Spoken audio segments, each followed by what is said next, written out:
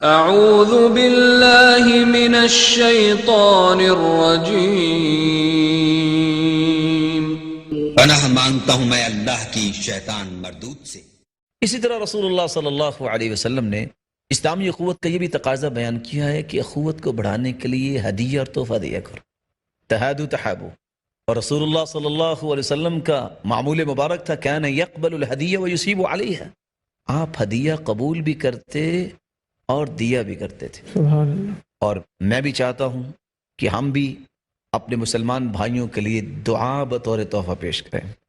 یہ ہدیہ بہت قیمتی ہدیہ ہے کہ یہ بات سننے والے اور یہ بات سنانے کا اہتمام اور انصرام کرنے والے اللہ رب العزت ان کو اپنا محبوب بنا لے، آمین۔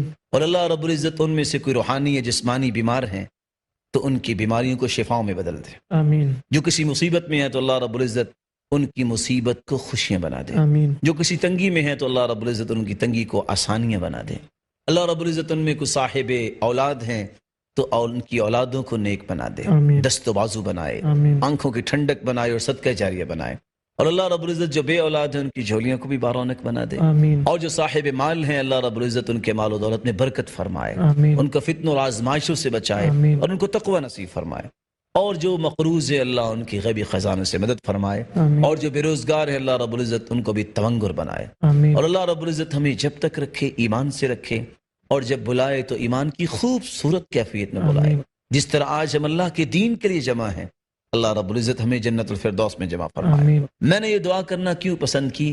کیونکہ اسلامی اخوت کا تقاضا یہ ہے، من استغفر للمؤمنین والمؤمنات کان له بكل مؤمن ومؤمنۃ حسنہ، جو بندہ مسلمانوں کے لیے اتنی دعا کر دیتا ہے اللہم اغفر للمؤمنین والمؤمنات، اے اللہ مومن مردوں کو معاف کر دے اور مومن عورتوں کو معاف کر دے، کان له بكل مؤمن ومؤمنۃ حسنہ، جتنے کائنات میں مرد مومن اور عورتیں مومنہ ہوتی ہیں اتنی تعداد میں اس کو اللہ نے کیا عطا کر دیتے ہیں۔